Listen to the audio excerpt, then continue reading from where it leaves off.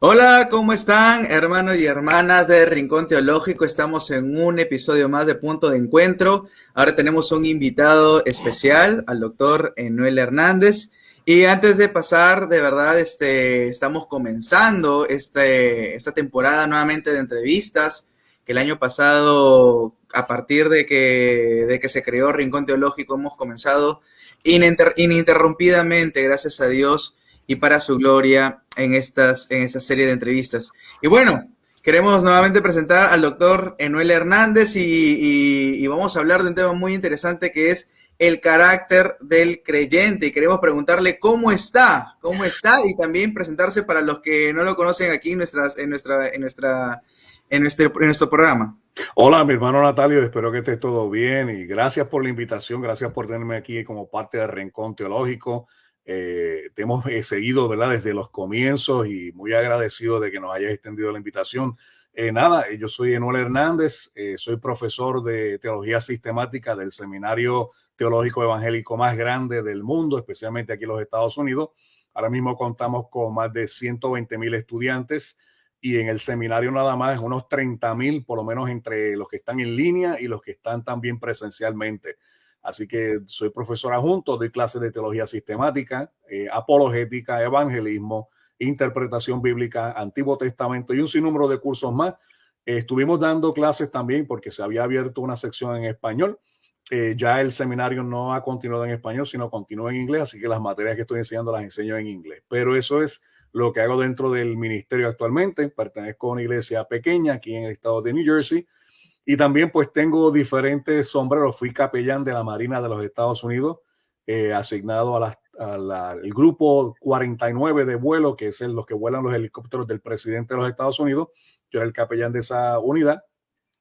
Y entonces, pues ahí tenía ambos mundos, porque también aparte de ser teólogo, profesor, capellán, también soy comandante, piloto de línea aérea y vuelo a través de todas las Américas, desde el Perú hasta California.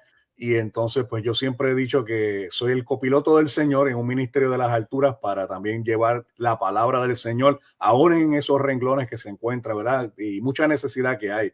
Y eso es lo que yo hago. Quien yo soy, verdaderamente soy un pecador que fue redimido por la misericordia de Dios. Fui transformado por el poder del Espíritu Santo y ahora rumbo a la patria celestial con el verdadero capitán de las almas, nuestro Señor Jesucristo. Amén, amén. Y es verdad, que wow, que está como usted antes de la entrevista nos dijo que usted se mantiene ocupado Sí. para la gloria de Dios y eso es muy importante. Sí, justamente yo había tenido el año pasado, y estoy pensando en como si todavía fuera 2021. El año pasado tuve una entrevista con el doctor, una Sí. pequeña entrevista, estuve en su página de YouTube. Y fue una bendición, hemos estado conversando, me hizo recordar algunas cosas en las cuales en mi vida el Señor me ha transformado y seguimos en este proceso, pues, de este proceso hacia la santidad, ¿no? Del cual el Señor sigue trabajando en nuestros corazones. Y justamente es sobre el tema que vamos a hablar, que es el carácter del creyente, que tiene que ver con ese proceso, inclusive hacia la madurez del creyente. Y quisiera hacerle una pregunta, ¿no? La primera pregunta sería, ¿qué es el carácter? ¿Qué significa el carácter? ¿No? Interesante que mencionas la entrevista que te hice, porque precisamente yo estaba una noche conectado en mi canal y de momento hice una pausa para ver otros canales y me encontré con un canal en la cual estaba usted con otros tres jóvenes y estaban dialogando, y a mí lo que me llamó la atención de todo esto fue precisamente el carácter que estaba desplegando en medio aún de las preguntas que eran antígonas y todo eso. Y dije, mira, qué buen ejemplo está dando él en la forma que estaba contestando. Tenías una templanza, tenías una forma de presentarse, y eso, pues, yo dije, mire, tengo que llamarlo. Y de alguna forma nos pusimos en contacto, que yo dije, mira, no importa la hora que sea, pues lo voy a entrevistar. Porque genuinamente cuando una persona despliega lo que es el carácter, y el carácter es verdaderamente lo que nosotros somos. ¿Quiénes somos nosotros cuando nadie nos ve? Ahí es donde se despliega entonces el carácter. No es la apariencia externa, no es lo que hacemos, es lo que verdaderamente somos intrínsecamente. Es la realidad interna de cada uno de nosotros. y es lo que expresa precisamente el corazón de nosotros. La Biblia dice, porque de la abundancia del corazón habla la boca, en la manera en que hablamos, en la manera en que nos comportamos, en la manera en que reaccionamos muchas veces a cosas que son negativas en nuestra vida. Eso demuestra verdaderamente el carácter de una persona. No significa que somos perfectos, porque en algún momento puede ser que reaccionemos de una manera que no era la más correcta, pero aún así Dios en su misericordia utiliza esos momentos para ir moldeando nuestro carácter. Así que el carácter verdaderamente es un proceso que se va desarrollando cuando una persona verdaderamente llena del Espíritu Santo. Y de eso podemos hablar un poco más en adelante.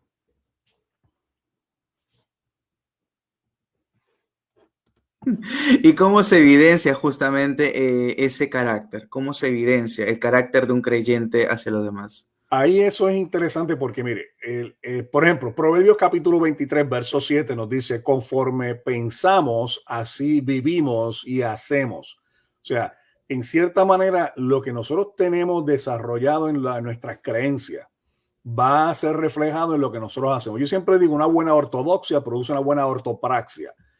Y así se va desarrollando ese carácter en nosotros. Nosotros fuimos, como dice la Biblia en Romanos 8:29, ¿verdad? Fuimos predestinados por Dios para que el carácter de Cristo sea formado en nosotros, en su voluntad buena, agradable y perfecta, como dice Romanos capítulo 12, verso 2, ¿verdad?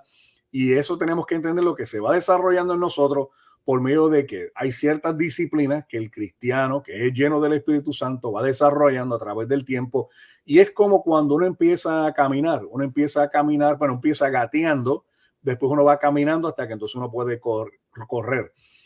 Y las distancias se van aumentando a medida que se va ejercitando uno. Pues el carácter de igual manera se va desarrollando de esa manera. Comienza gateando uno. En el principio, cuando el Señor nos llama por su misericordia, ¿verdad? Y convierte en nosotros ese carácter pecador y nos transforma y nos da un corazón nuevo de carne y hueso, no uno de piedra, ¿verdad? Pues en esos momentos vamos comenzando en nuestra vida como creyente, entendiendo de que Él va perfeccionándose en nosotros. Y muchas veces cometemos errores como cuando gateábamos, que de momento tropezábamos, pero empezamos a caminar, ya empezamos a madurar un poco más sobre eso. Y eso se va viendo a través del tiempo. Muchas personas lo desarrollan más rápido que otras, al igual que muchas personas empiezan a caminar mucho más rápido que otras.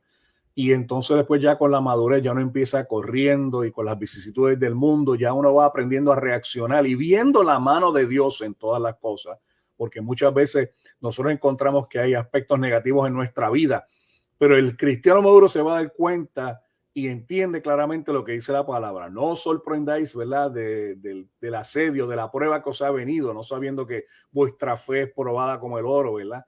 Y todo ese tipo de conceptos uno lo va uniendo, lo va acercando, y se va a dar cuenta de que uno va desplegando el carácter de Dios en la vida, pero también las demás personas pueden ver el carácter de Dios en uno.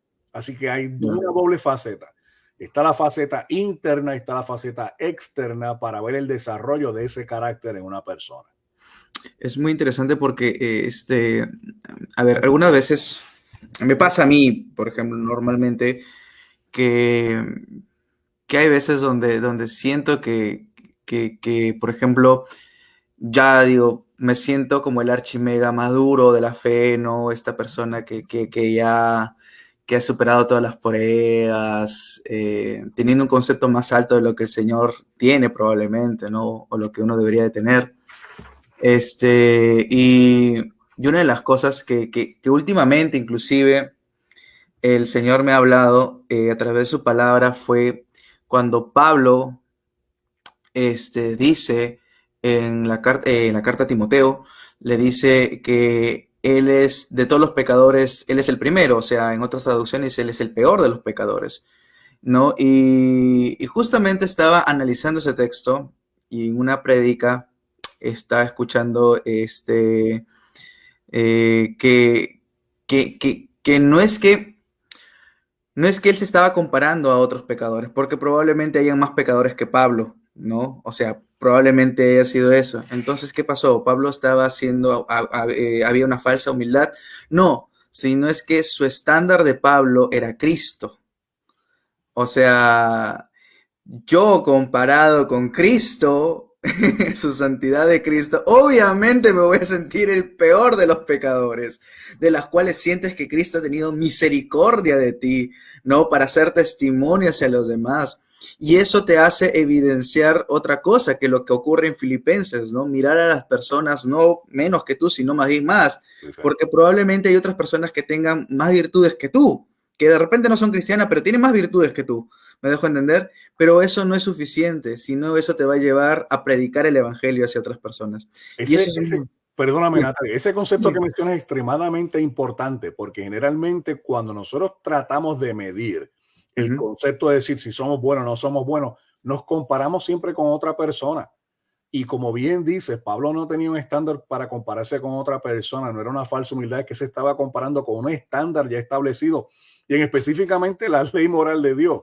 Cuando nosotros nos comparamos con la ley moral de Dios, yo entiendo, ¿verdad? Como dice Ray Comfort en sus libros, ¿verdad? Que usted se compara con el estándar de moral de Dios, se da cuenta verdaderamente, es como la luz. Cuando uno entra en un cuarto oscuro y se para frente a un espejo y el cuarto está oscuro, uno no ve las imperfecciones. Tan pronto uno enciende la luz, uno empieza a ver las imperfecciones. Entonces la ujú, pregunta es que las imperfecciones no estaban allí cuando estaba en la oscuridad, sí estaban allí, pero la luz revela las imperfecciones. Y así mismo es la palabra del Señor. Revela nuestras imperfecciones cuando nos comparamos con la ley moral de Dios. Nos damos cuenta, yo lo he puesto por práctica en el proceso de evangelismo porque creo que el método de Ray Comfort ha sido muy bueno, ¿verdad? ujú. Claro. Él se llama The Way of the Master o la manera del maestro, creo que se llama en español. Y les pregunto a las personas, ven acá, usted cuando vaya a ir al cielo, el Señor le tiene que dar acceso y mucha gente dice, sí. Y yo le pregunto, ¿por qué? Y ellos me dicen, pues porque yo soy bueno, porque yo no robo, porque yo no he adulterado, porque no miento. Ujú. Y le digo, qué interesante, pues vámonos paso a paso por la ley moral de Dios. Y cuando vengo y le pregunto a las personas, ¿usted ha mentido alguna vez? La persona me dice, sí. Yo le digo, ¿cómo se llama una persona que miente? Pues un mentiroso. ¿Usted ha robado alguna vez? No. Yo le digo, bueno, interesante porque usted me acaba de confirmar que usted sí ha mentido, que es un mentiroso. ¿Cómo quiere que yo le crea si ha robado o no ha robado? Pero vamos a suponer que no haya robado.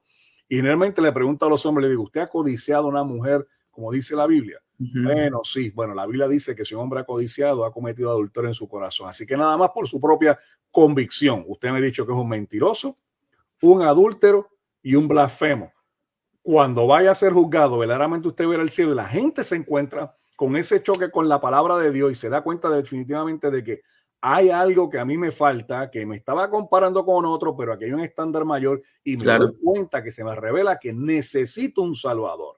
Y en ese proceso, pues entonces el carácter de la persona se va dando cuenta. No, la verdad que yo me quedo corto al blanco, que es Ujú. precisamente lo que es el pecado, darse cuenta que uno queda corto al blanco con el estándar de Dios. Así es, y eso es muy, muy importante para darnos cuenta, inclusive, como yo digo, vivir el Evangelio, porque el Evangelio no solamente es para convertir personas o para predicarlas, solamente eso, y ahí nomás queda, ¿no? Porque muchas veces una persona escucha este Evangelio, evangelismo, solamente es para convertir y ya no quiero volver a tocar el tema, ¿no? O sea, el evangelio se vive todos los días, se predica uno mismo todos los días. ¿Por qué? Porque es necesario reconocer todos los días, porque nos pasa y tenemos esta lucha con nuestro corazón de que nos quiere ganar esta soberbia, este digno de salvación, ¿no? Y tenemos que recordar siempre que somos pecadores y que somos salvados solamente por la gracia de Cristo y por la obra completa, redentora de nuestro Señor Jesucristo en la cruz del Calvario. Entonces, entendiendo eso, considero que vamos no solamente a tener gracia en nosotros, sino también vamos a reflejarlo a las demás personas, porque vamos a ver a las otras personas con gracia.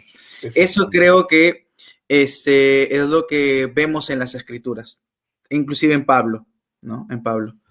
Otra pregunta, doctor. ¿Qué puede influenciar mi carácter como creyente? ¿Puede haber malas influencias en el carácter, buenas influencias? ¿De qué manera puede influenciar? Definitivamente, ¿qué cosas pueden influenciar nuestro carácter? Mire, la Biblia dice, las malas amistades corrompen las buenas costumbres. ¿Significa esto que nos tenemos que apartar del mundo? No, lo que significa es que nosotros debemos mirar bien con quién nos juntamos en el proceso para ser edificados en nuestro carácter. Ujú, Hay cosas que van a influenciar, sí, nuestro medio ambiente. ¿Qué cosas nosotros estamos viendo? ¿Qué cosas estamos escuchando? Nuevamente, con el tipo de persona que estamos aprendiendo o juntándonos para recibir de ello. Eso va a afectar nuestro carácter. Si usted está con una persona que le edifica, le aumenta, le ayuda en el proceso para crecer en la palabra del Señor, eso se va a ver reflejado en su carácter también.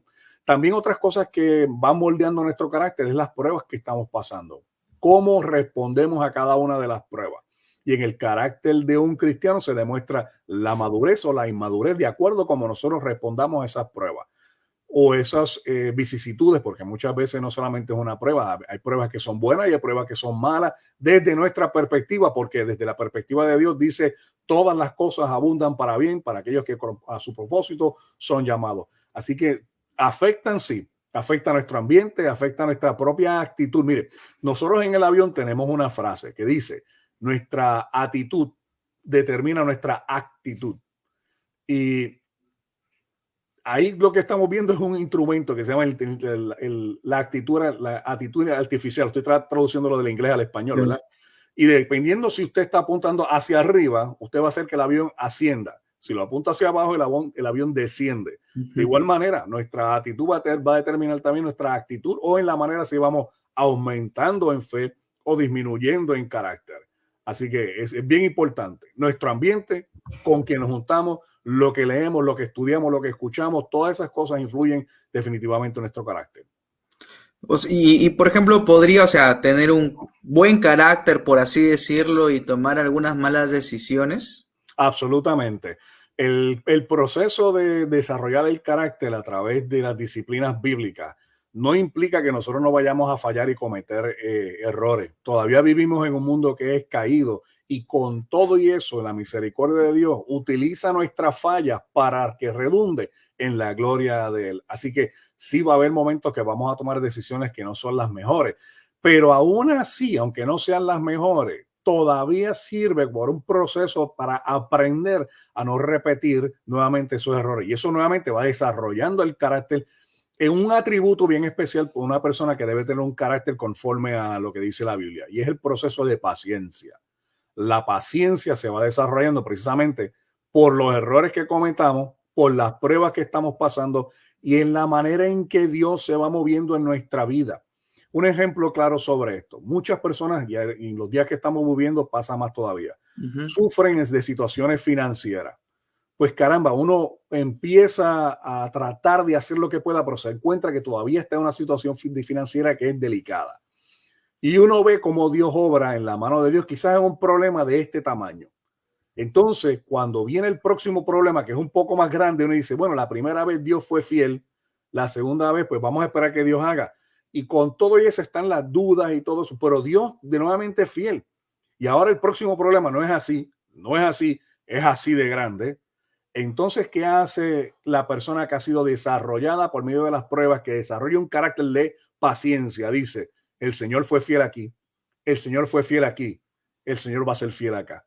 Y no importa lo que suceda, no importa cómo se cae, verdaderamente entiende, no he visto justo desamparado, ni su simiente que mendigue pan. ¿Por qué puede decirlo con toda fe y con toda confianza? Porque su carácter ha sido desarrollado por medio de ese proceso de pruebas que ha aumentado su paciencia y entiende quién es la persona de Dios para confiar plenamente en Él. Y ahí viene otro concepto también que se desarrolla dentro del carácter del cristiano. Esa paciencia también va a producir que una paz en nosotros que sobrepasa todo entendimiento, como dice la Biblia. Mi paz os dejo, la paz os doy, no como el mundo las da, sino como yo las os doy, ¿verdad? Pero interesante que dice, mi paz os dejo.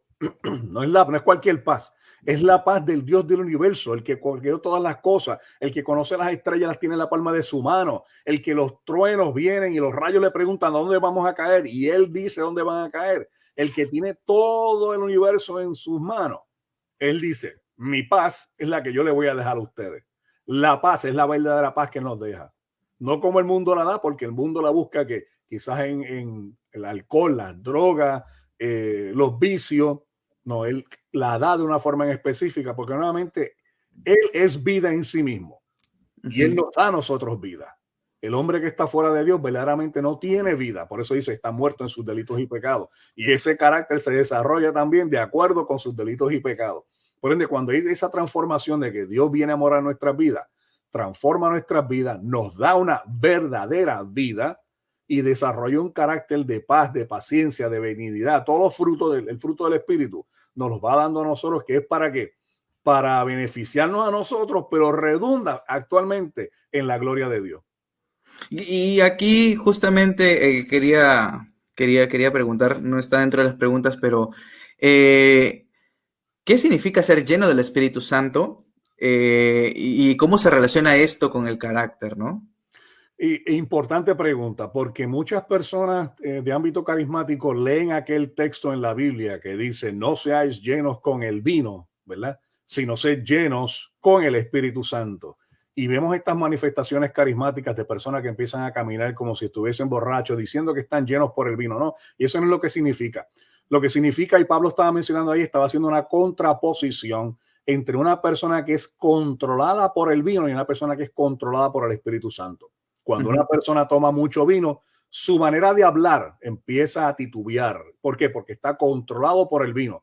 Las cosas que ve, las ve. ¿Por qué? Porque está controlado por el vino. Hasta como camina como un borracho tambaleándose porque está controlado con el vino. Por eso Pablo dice, no sean llenos de vino, en otras palabras, no sean controlados por el vino, sino ser controlados por el Espíritu Santo. Ser lleno del Espíritu Santo implica que la manera en que yo hablo, la manera en que camino, la manera en que me comporto, despliega que el carácter del Espíritu Santo o la manera del Espíritu Santo guiarme está en mi persona e influye en mi carácter. ¿En qué manera? En que ahora yo cuido mi lengua cuando voy a hablar. En la hora yo cuido donde yo me voy a ir. Ahora yo miro mis pasos y juzgo conforme a una persona que está llena del Espíritu Santo y no alguien que obra conforme a la carne. Y esa es la diferencia entre ser lleno del vino o ser lleno del Espíritu Santo, que muchas personas malinterpretan, pero cuando uno se da cuenta y hace una buena exégesis del pasaje, lo que quiere decir allí es claramente, déjate controlar por el Espíritu Santo. Es como un guante verdaderamente no tiene vida, pero cuando pone la mano uno dentro del guante, uno que mueve el guante, pues el Espíritu Santo llena este guante o este cuerpo o este templo que se convierte en una morada del Espíritu Santo para que él que haga conforme a su voluntad y no conforme a la voluntad de nosotros, que fue precisamente la oración del Señor. Padre, quita de mí esta copa, mas no se haga mi voluntad, sino se haga la tuya. Y así también nosotros tenemos que orar. Señor, haz tu voluntad en nosotros y no nuestra voluntad. Claro, y justamente en ser llenos del Espíritu Santo y ser controlados por él, demanda también de nosotros también un sacrificio constante de nuestra carne, matar nuestra carne, como diría Pablo, esta lucha muchas veces de nuestra propia concupiscencia. Y dentro de ello también, veo, por ejemplo, últimamente por internet, de varios hermanos, o no lo sé, varios hermanos, que defienden una posición tan rígida de lo que, vamos a decirlo así, de la denominación a la que pertenecen, de una manera rígida. Yo considero que puedes decir verdades, pero si no hay amor detrás de esas verdades, creo que de nada valdría. Sobre todo calvinistas, como yo particularmente, que me considero calvinista, hablamos de las doctrinas de la gracia, como le dije a un hermano que es arminiano, le dije, ¿no? Siendo una autocrítica en realidad, ¿no? Hablamos de las doctrinas de la gracia, pero gracia es lo que nos falta muchas veces para poder hablarle a otros hermanos. Entonces, he visto en redes, ¿no?, burlas, piedras que se lanzan entre arminianos, calvinistas, pentecostales, bautistas, presbiterianos y bautistas, bautistas reformados, sobre todo, que hay una disputa ahí, pero ¿cómo debería reaccionar una persona que tiene un carácter que está siendo moldeado por el Señor frente a personas que no comparten lo mismo? O sea, estamos hablando de personas, e inclusive, vamos a decirlo así, personas que no comparten lo mismo en doctrinas de segundo orden, e inclusive personas que no son cristianas, probablemente ateos. ¿Cómo debería reaccionar una persona que está siendo moldeada por el Señor en su carácter? Y yo creo que aquí la contestación tiene dos pendientes. Claro. Yo creo que la manera más correcta de decir es la frase precisamente, y tengo que traer a colación nuevamente a Ray Comfort, que él dice, gracia al humilde, la ley al altivo, que es Ujú. precisamente cuando usted ve ese proceso en el Señor, él extendía gracia al que era humilde, pero él traía la ley al que era altivo. Y muchas veces podemos tener personas que sean ateos como cristianos, que caen en uno de esos de ambos lugares. Puede ser que sean altivos, puede ser que sean humildes. Y aquí es donde viene cómo uno reacciona conforme al carácter. Cuando nos damos cuenta, primeramente, tratando con hermanos en la fe, entre comillas, como bien menciona, uno debe ser paciente, uno debe tener benignidad, uno debe tener una templanza del carácter de que, pues mire, vamos a ser humildes y entendemos que diferimos de posiciones, la que sea escatológica, soteriológica, pero hay fundamentos que la iglesia ha establecido y por eso es importante aprender el concepto de teología sistemática, para usted entender cuáles son los fundamentos de la fe cristiana y en eso no apartarnos. Ya llega un momento que si usted se aparta de ahí, pues ya es un hereje, entonces sí tenemos que contender ardientemente por la fe. Pero cuando se sostienen los mismos fundamentos y entramos en este tipo de presentaciones, no demuestran el carácter cristiano cuando se burla de una persona, cuando denigran a otra persona. Entonces, ¿cómo uno debe reaccionar? Pues mira, si uno es la razón de esa burla, uno debe enseñar y educar, ¿verdad? Hay una frase en mi país que dice, pues yo no le pago con la misma moneda, sino más bien lo educo.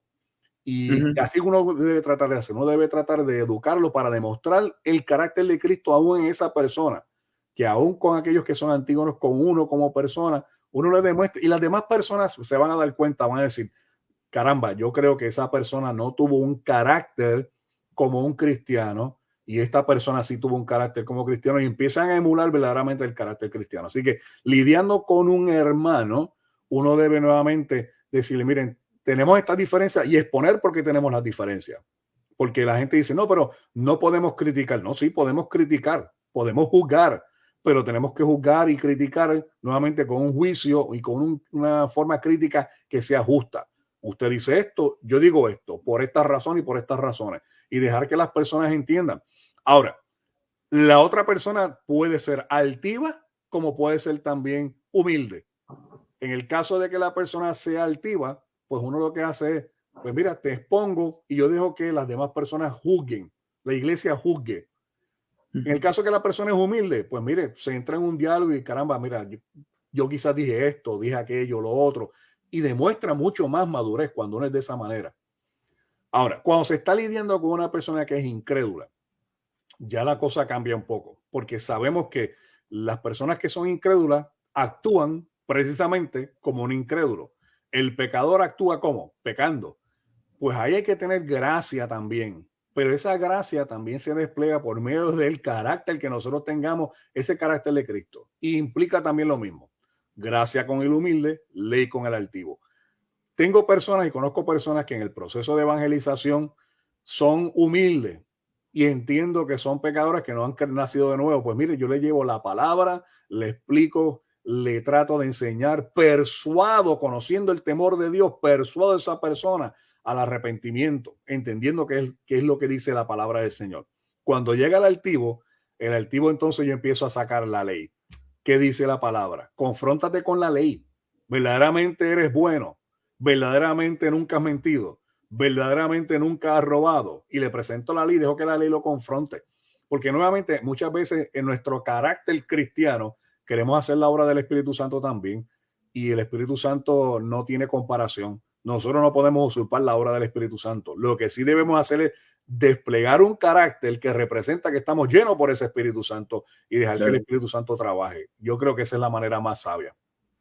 Sí, porque he visto de ambos lados este cristianismo algunas veces, bueno, no ni siquiera llamarlo cristianismo, sino algunas personas que son cristianos, que de repente salen en su proceso también, o no son cristianos, que llegan a un punto de ser tóxicos, o sea, de denigrar inclusive al inconverso y denigrar al creyente que recién está aprendiendo también. Entonces,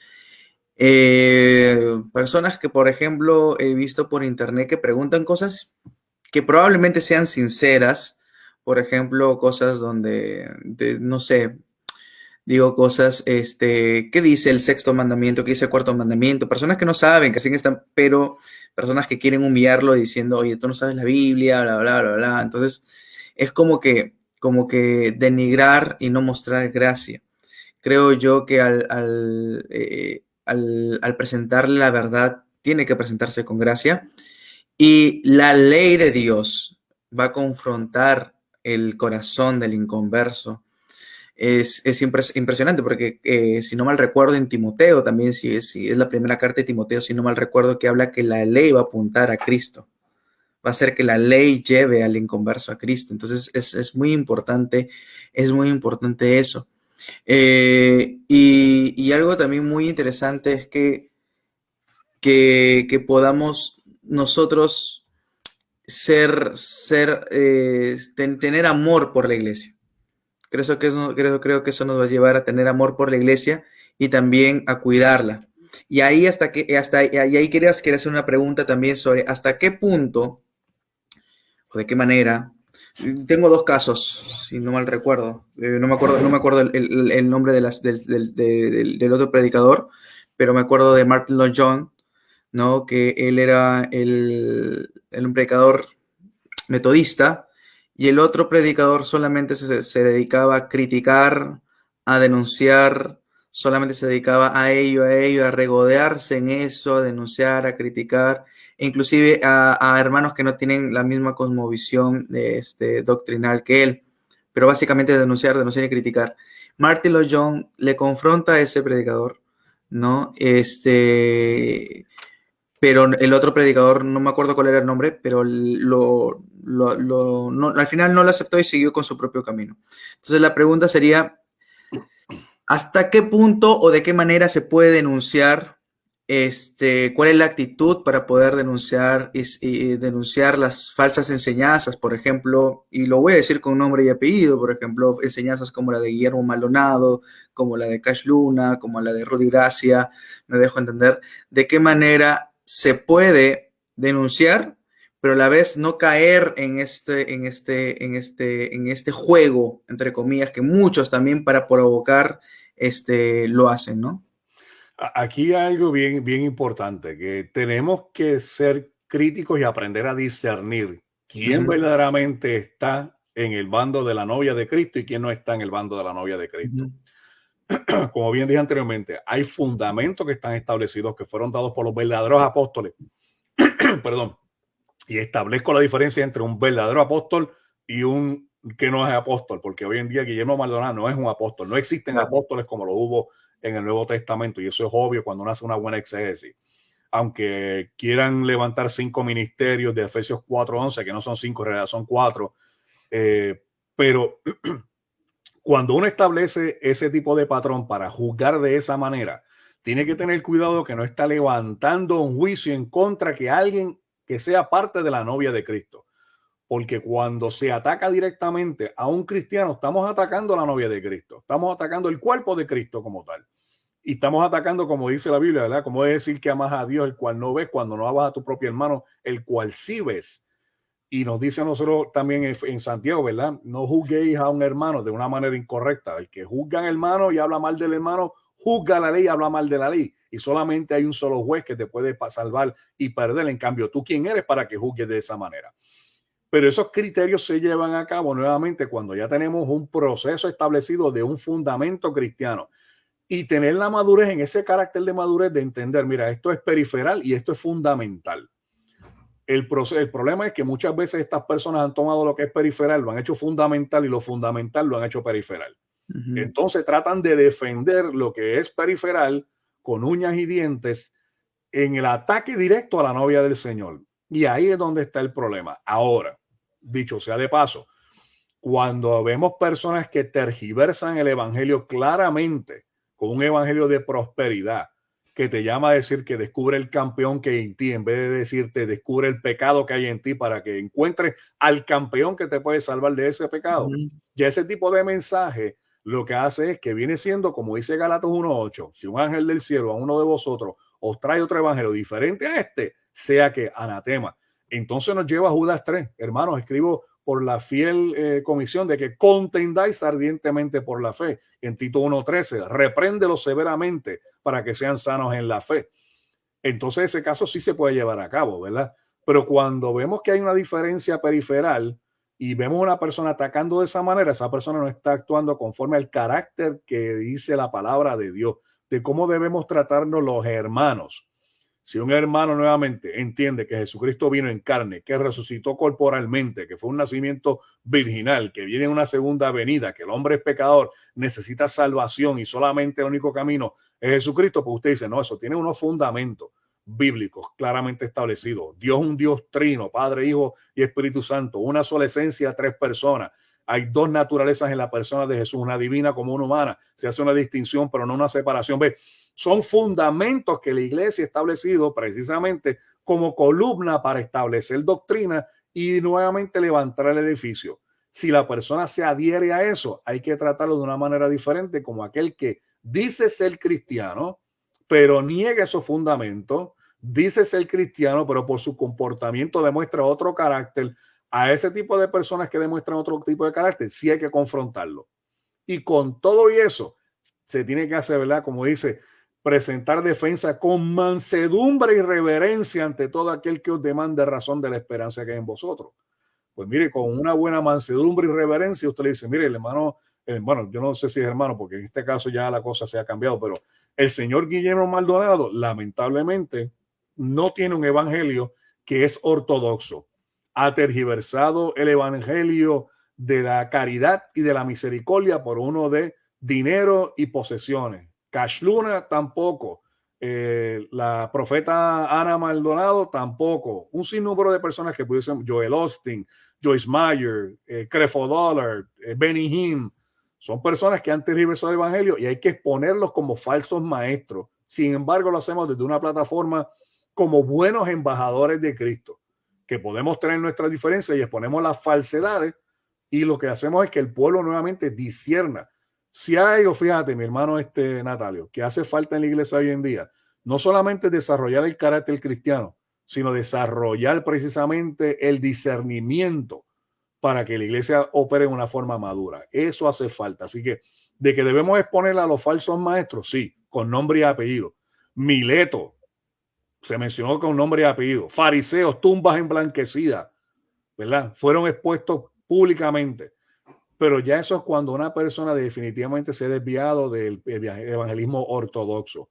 Decirle a una persona que es pretribulacionista, midtribulacionista, posttribulacionista, o premilenial, amilenial, postmilenial, preterista, y decir, no, usted es un hereje y está predicando falsas doctrinas, ahí no demuestra el carácter verdaderamente de un cristiano, sino demuestra el carácter del mundo que está para pelear. Y usted va a notar que muchas de estas personas que hacen este tipo de crítica, parece como que el Espíritu Santo nunca ha venido donde ellos. Parece que solamente son peleadores callejeros que en su lenguaje, en la manera en que se comportan, en la manera en que se burlan de otras personas, usted dice, esta persona verdaderamente no ha nacido de nuevo. Yo pudiese mencionar, ahí por ahí hay un nieto de un gran evangelista de Puerto Rico, que cuando usted mira el video, en la forma que trata a otros hermanos, usted dice, esta persona verdaderamente no ha nacido de nuevo. Y es lamentable, porque por personas así es desmentido el evangelio, es blasfemado el evangelio, ¿entre medio de quién? De los pecadores. Por ende, cuando somos embajadores, tenemos que tener mucho cuidado en cómo nos comportamos, porque todo el mundo nos está viendo, no solamente los cristianos, sino los incrédulos. Y en la manera en que nos comportamos, demostramos verdaderamente quién es quien gobierna o de quién estamos llenos nosotros. Así que, ¿se puede confrontar? Sí, pero hay que saber hacerlo también, hay que hacerlo con madurez. Sí, claro, porque por eso, a ver, yo, bueno, cuando conocí las doctrinas de la gracia en un inicio también comencé de esa manera, muy agresiva, ¿no?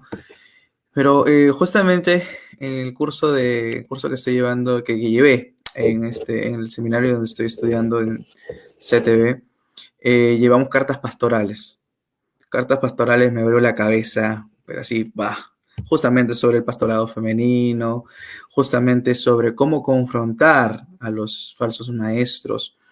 Y leyendo también la historia de Martin Lloyd-Jones, decía, uno puede denunciar a los falsos maestros, va a depender del contexto y la situación en la que se encuentre su iglesia, las ovejas, Pero, pero algo más interesante es enseñar a la iglesia. O sea, tú puedes denunciar, pero denuncia enseñando a la iglesia también. O sea, la iglesia tiene que ser educada de una manera teológica, con un pasto verde, con alimento real, porque si solamente voy a dedicar a criticar, pero no saco ninguna enseñanza de ello, o sea, por ejemplo, no ¿por qué el evangelio de la prosperidad es un falso evangelio? Porque quita la primacía de Cristo y lo pone en los panes y los peces y no a Cristo. Y creo que Juan 6 es una evidencia de ello. O sea, es una evidencia de ello. Ensayar de repente Juan 6 sobre eso ayuda a las personas desde la escritura a decir, a tener discernimiento, porque creo que la escritura te da discernimiento y el Espíritu Santo por medio de la escritura te ayuda a poder discernir cuáles son las falsas enseñanzas de las buenas. Pero es esto, vuelvo a repetir porque ya cansa a veces ver muchas páginas donde solamente se regodean en la crítica, crítica, crítica y denuncia, pero no veo ninguna enseñanza. ¿Qué quieres sacar con eso? O sea, no veo que teológicamente, ¿qué quieres enseñarme? Bacán, ya sé que son falsos maestros, pero ¿qué más? O sea, ¿qué hay detrás? Bacán, ¿por qué son falsos maestros? ¿Qué enseñanza hay? Entonces, cuando solamente se regodean y no hay una enseñanza detrás o algo teológico que me quiere enseñar, entonces la verdad solamente está haciendo farándula, pues, ¿no? Aquí se prueba precisamente lo que dice la Biblia y tenemos que hacernos una autocrítica. ¿Qué Claro. tipo de material estamos consumiendo? Y ahora que están estas plataformas, pues se consume mucho material por allí. Estoy mirando canales que simplemente se enfocan en ese ataque directo todo el tiempo y usted dice, bueno, pero ¿cuándo me hicieron un exégesis? ¿Cuándo me presentaron en una pantalla, en una pizarra, un proceso de exégesis para yo aprender a interpretar bien la palabra? ¿Cuándo me enseñaron conceptos teológicos? ¿Verdad? Si estoy consumiendo nada más ese tipo de y le llamo entre comillas debate, porque es que los debates que usted ve aquí no son debates verdaderamente. Un debate, cuando se lleva a cabo, tiene unas reglas en específico, tiene un tiempo en específico, no se denigra el carácter de la persona. O sea, lo que vemos aquí simplemente son batallas campales entre supuestos cristianos y eso no se ve bien, no debería ser de esa manera dentro del pueblo. Entonces tenemos que hacer una autocrítica. Yo estoy siguiendo ese tipo de personas. Si estoy siguiendo ese tipo de personas, tengo que detenerme, porque nuevamente, como mencioné anteriormente, ¿qué afecta a nuestro carácter? Lo que nosotros consumimos afecta a nuestro carácter. Entonces, en esa autocrítica tengo que decir, mira, yo no debería seguir a esta persona porque me está influenciando a hacer de esa manera. Entonces me convierto en lo que dice la Biblia, que se apartarán de la sana doctrina buscando maestros que le adulen los oídos, porque ese tipo de situación, eso atrae muchísimo. Eso todo el mundo es como está pendiente. ¿Cuántos views y cuántos likes hay? Exactamente. Y entonces, pues, a la gente le atrae eso porque eso es lo que es novedoso. Pero entonces se está alimentando uno verdaderamente con la palabra. Se predicó verdaderamente el evangelio. La mayoría, yo diría que un 90% de ese tipo de debate, yo no veo que se predique verdaderamente el evangelio. Por el contrario, no se demuestra el carácter de un buen cristiano en ninguno de los dos, ni tampoco se demuestra la palabra del Señor. Por ende, no es beneficioso y tenemos que decir, si yo estoy consumiendo eso, pues mire, me están adulando mis oídos en vez de confrontarme verdaderamente con el poder de la palabra del Señor y llevándome a crecer como un hombre y una mujer de Dios. Eso sí, yo diría que el pueblo de Dios, mire, tiene que ser mucho más crítico con lo que está observando y empezar a quitarse de canales que lo que hacen es eso nada más y no te enseñan palabras. Claro. Y justamente vamos ya llevando el carácter a otro punto y tiene que ver con el sufrimiento. Porque hay dos aristas aquí muy interesantes, ¿no? La teología del sufrimiento, ¿no? Y otro que te enseña la teología de la prosperidad, más bien, que es en busca de una felicidad material. No estamos hablando de una felicidad espiritual, sino de una felicidad material. ¿Cómo un creyente puede demostrar su carácter frente al sufrimiento, frente a la prueba? El concepto de las pruebas, de hecho, y se llama, en la teología se llama la teodicea, ¿verdad? ¿Cómo aprobamos el concepto de que exista la maldad y el sufrimiento con un Dios que es benevolente y omnipotente? Y yo creo que no hay una discrepancia entre uno y el otro, sino que vemos un Dios que verdaderamente obra en las personas. Hay un pasaje interesante en 2 Corintios capítulo 1, y me voy a dar la libertad de leerlo rápidamente. Dice: bendito sea el Dios y Padre de nuestro Señor Jesucristo, Padre de misericordias y Dios de toda consolación, el cual nos consuela en todas nuestras tribulaciones, para que podamos también nosotros consolar a los que están en cualquier tribulación, por medio de la consolación con que nosotros somos consolados, porque de la manera que abundan en nosotros las aflicciones de Cristo, así abunda también por el mismo Cristo nuestra consolación. Así que, ¿cómo demuestra una persona el carácter de Dios cuando pasa por medio del sufrimiento de alguna tribulación? Pues se da cuenta de que muchas veces las tribulaciones son, número uno, para hacernos crecer en el proceso de paz, paciencia, benignidad, templanza en medio de las tribulaciones, viendo cómo Dios obra. Y segundo es que Dios nos está preparando también para un ministerio. No seamos egoístas tampoco en ese sentido. Mire, yo pastoreé por un tiempo también y me di cuenta que fue una escuela para mí, en la cual yo tenía una señora que perdió a su hijo y sufrió muchísimo porque perdió a su hijo joven. Sin embargo, a medida que ella fue madurando y entendiendo lo que Dios estaba haciendo, aún en su dolor, se dio cuenta que Dios tenía un ministerio para ella. Y era un ministerio de consolar a mujeres que perdían a sus hijos. Y llegó otra mujer a la iglesia que perdió su hijo. ¿Y quién le pudo ayudar más? Fue esa señora.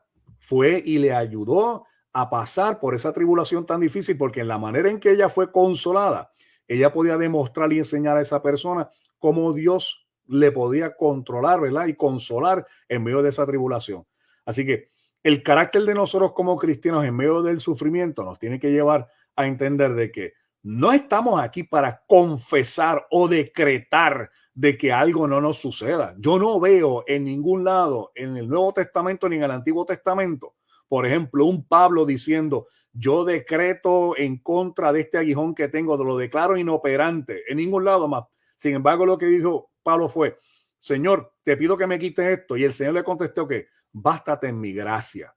Job en ningún momento dijo: yo declaro inoperante la obra de Satanás en mi vida y no acepto ni y confieso positivamente que mi familia no va a morir. Eso uno no lo ve allí. Uno ve, sin embargo, Job que dice: el Señor dio, el Señor quitó, sea el nombre del Señor siempre glorificado. Así que en lo bueno y en lo malo, Dios sigue siendo soberano. Y el carácter verdadero de un ser humano en medio de las tribulaciones es: Señor, sí, no estoy cómodo en la situación que estoy, pero permíteme ver tu gracia, permíteme ver tu gloria, permíteme ver tu mano en medio de todo esto, porque de alguna manera u otra yo voy a terminar siendo una mejor persona en medio o a través de esta tribulación, porque sé que no me has desamparado, sé que no me has dejado, porque Él me lo ha prometido. Y si Él lo dijo, lo va a cumplir, porque Él no es hombre para mentir, ni hijo de hombre para arrepentirse. Así que Él está en medio de nosotros en las tribulaciones. Y el cristiano que tiene un carácter maduro se da cuenta de que sí hay momentos que son incómodos, pero es el proceso de esta vida para crecer en fe en la persona de nuestro Señor Jesucristo. Amén. Y justamente yo escuché, estaba escuchando en una de sus entrevistas, bueno, sus intervenciones sobre el concepto de embajadores del reino, ¿no? Somos como una especie de representantes aquí en la tierra de Cristo. ¿Nos podría ampliar sobre eso, sobre ese concepto, doctor? Claro, un embajador de un país en específico, ¿qué hace? Representa al gobierno y sobre todo representa al presidente o al gobernante que tenga. Por ende, tiene que tener ciertas características para que cuando vaya a otro país no caiga en desgracia ni como persona, ni haya que caer en desgracia al país cual representa. Por ende, hay ciertas características de un embajador que cuando usted va a otro país, usted dice: ese es un buen embajador, o ese embajador no representa bien a su país. La Biblia nos dice a nosotros de que nosotros somos cartas abiertas y nos dice que somos embajadores del reino también en medio de este mundo. Por ende, como hablamos, como caminamos, es más, yo diría hasta como vestimos, no hablando de un aspecto legalista, nos demuestra y demuestra al mundo el carácter de aquel que nosotros representamos, en la manera en que contestamos muchas veces a las preguntas que nos hacen, en la manera en que respondemos muchas veces en cuanto a los ataques. va a ser representativo de si nosotros representamos, y perdón la redundancia, bien al gobernante que nosotros estamos a cargo. Esa función se nos ha entregado, como al igual al embajador se le entrega una función y se le entrega también una autoridad. Y eso es bien importante porque con autoridad también conlleva la responsabilidad de esa autoridad.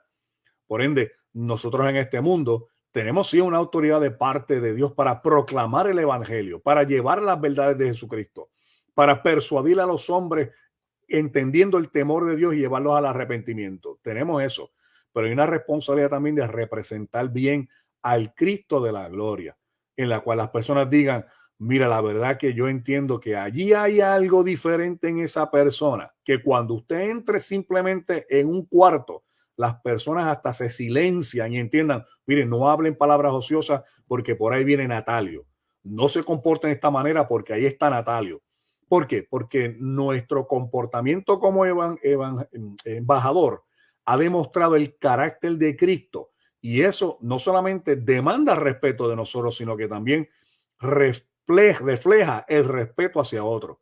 Y las personas terminan diciendo, no, mira, si yo necesito hablar algo, yo no lo voy a hablar con fulano de tal, yo lo voy a hablar con Natalio, porque él se nota que tiene un carácter de un buen embajador, representa bien a su Señor. Y eso sucede, la gente se va a dar cuenta que va a llegar un momento que cuando alguien necesita una oración o está pasando por un momento difícil, usted no los tiene que buscar, Dios se los lleva a usted, porque usted fue un buen embajador. Y eso es importante, porque nosotros a veces llegamos a nuestro lugar de trabajo, llegamos a un lugar, a una escuela, y no nos damos cuenta de que todos los días nosotros somos representantes del reino de los cielos y nos debemos comportar como representantes del reino de los cielos, porque en algún momento el Señor tenía a alguien para llevarlo y ponerlo delante de usted. Y muchas veces ese proceso de evangelización, por medio de que usted sea un embajador, es entorpecido, ¿verdad? Precisamente por nuestro carácter. Pues nosotros debemos cuidar nuestro testimonio, cuidar el ser embajador, para que cuando una persona a usted le diga, mira, allí está la cruz de Cristo, usted mismo no haya puesto piedras entre medio para que entorpezcan a la persona a llegar hasta la cruz. Amén. Y ya para culminar esta entrevista, doctor, agradecerle por su tiempo. Y antes de pasar a la última pregunta, quiero darles un anuncio. Sí, este mes de enero vamos a estar full entrevistas cada sábado. La próxima semana, Dios mediante, estaremos con la hermana Priscila Fonseca. Ella tiene un conocimiento apologético muy interesante y vamos a hablar sobre el problema del mal. De aquí a 2 semanas, Dios mediante, también estaremos con el hermano Josué Barrios y vamos a hablar sobre el evangelio y las redes sociales. Pero en febrero, Centros Teológicos Bautistas va a tener una conferencia internacional del 15 al 19 de febrero. Sí, una conferencia internacional online, totalmente gratis. El título se llama El pastor en la iglesia del siglo XXI. Va a estar como invitado el doctor Thomas, ojalá usted me corrige, doctor, por favor, que en inglés algunas veces no lo puedo pronunciar bien. Thomas China, si estoy pronunciándolo bien. Thomas Chiner, Joel Vicky, Bob Coughlin, José Pepe Mendoza, José Lo Mercado, Otto Sánchez y más hermanos también a nivel en Latinoamérica y también nacional aquí de Perú, los profesores de Centros Teológicos Bautistas también. Entonces, les animo, el flyer también está en Rincón Teológico. Y doctor, como última pregunta, ¿qué nos aconseja para poder desarrollar nuestro carácter como creyente?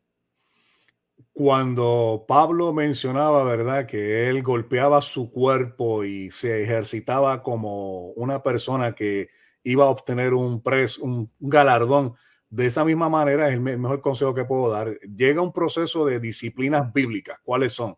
La meditación en la palabra, y la meditación de la palabra no es vaciarse la mente, no, es meterse en la mente la palabra de Dios. Las disciplinas bíblicas, la oración, el ayuno, nuevamente, y el ser dócil al Espíritu Santo, porque esto no se trata en qué cosas yo puedo hacer, sino en qué cosas Dios puede hacer en mí o a través de mí, sino que nosotros seamos instrumentos de la gracia de Dios. Pero eso se conlleva nuevamente entendiendo de que somos embajadores, que tenemos que desarrollar un carácter, que ese carácter se desarrolla por medio de las pruebas y cómo nosotros tenemos templanza y nos comportamos ante los demás. Así que pues esas disciplinas son importantes en nuestra vida. El estudio sistemático de la palabra. Mire, si hay una cosa que yo les pudiese dejar a todos ustedes hoy en día por la necesidad que hay en las iglesias, es un estudio sistemático, una teología sistemática para aquellos que son pastores o van a ser pastores. Y por favor, que se dejen de el comentario ingenuo de que no, yo necesito estudiar teología porque a mí el Espíritu me da. Si el Espíritu le da aquello que usted estudia verdaderamente, con fuerza y con ánimo, escudriñar estas palabras porque ellas dan testimonio de mí y en ellas os parecéis que hayáis la vida eterna. Procura con diligencia presentarte a Dios aprobado como obrero que maneja que bien la palabra, que no tiene que avergonzarse, porque toda palabra es inspirada por Dios y útil para enseñar, para redarguir, para instruir. Nuevamente, ¿para qué? A fin de que el hombre de Dios sea enteramente preparado, capaz para toda buena obra, ¿verdad?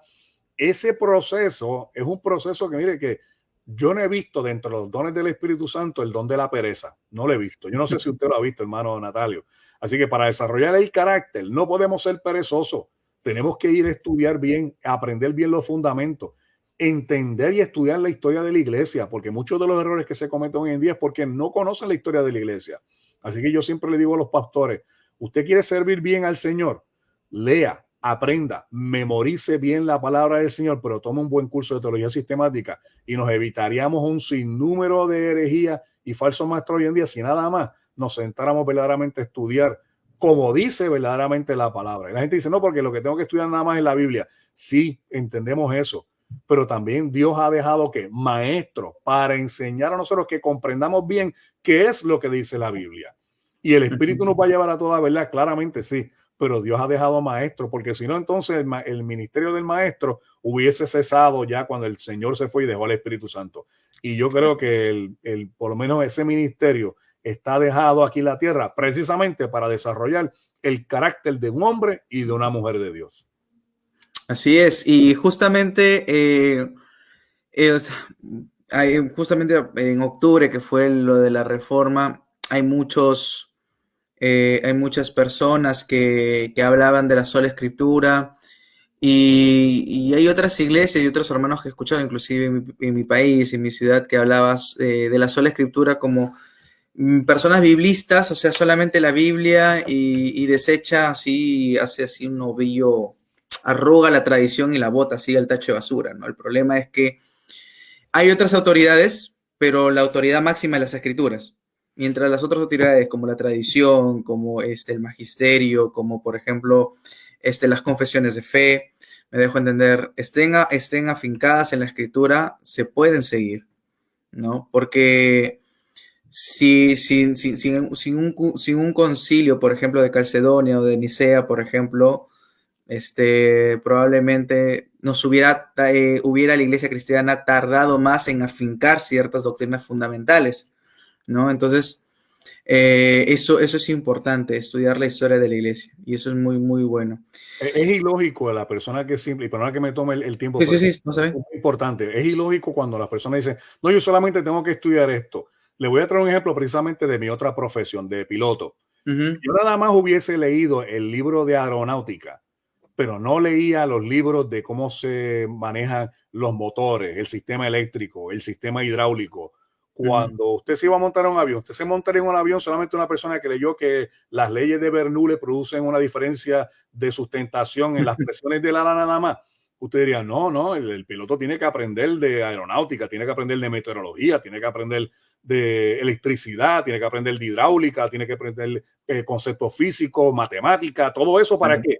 Para hacer un vuelo placentero. De igual manera un médico no le va a dar, tenga, aquí tiene un libro de anatomía y ya usted entonces puede ejercer como médico, ¿no? Tiene que aprender fisionomía, tiene que aprender química, tiene que aprender un sinnúmero de materias, que entonces cuando llegamos al aspecto que es más importante de todo, que es salvaguardar el alma de cada una de las personas, decimos, no, pues simplemente nada más estudia la Biblia, pero no estudie neumatología, no estudie cristología, no estudie bibliología. Dentro de esas materias, claro, hay que entenderle que un buen teólogo enseñando estas materias son teólogos bíblicos Y yo, como digo en la clase que estoy dando de teología sistemática, el teólogo que no mencione versículos bíblicos o no te lleva a la Biblia, no es un teólogo, es un filósofo. Y ahí tenemos que establecer la diferencia. Vamos a Claro. ser teólogos. Y todo el mundo es teólogo. En el momento que usted abre la boca para hablar de Dios, usted automáticamente es un teólogo. La diferencia es si va a ser un buen teólogo o un mal teólogo. Ahí es donde escriba todo eso. Muy bien, de verdad, doctor Emanuel, muchísimas gracias por esta entrevista. Ha sido un placer poder conversar con usted y gracias también a los hermanos que se han conectado, ¿no? Se conectarán más adelante con nosotros. De verdad, muchísimas gracias. Ha sido una charla muy amena. Así que, hermanos, nos estamos viendo pronto, Dios mediante, la próxima semana. Y esto fue Rincón Teológico con un episodio más de Punto de Encuentro. Dios lo bendiga. Nos estamos viendo. Cuídense.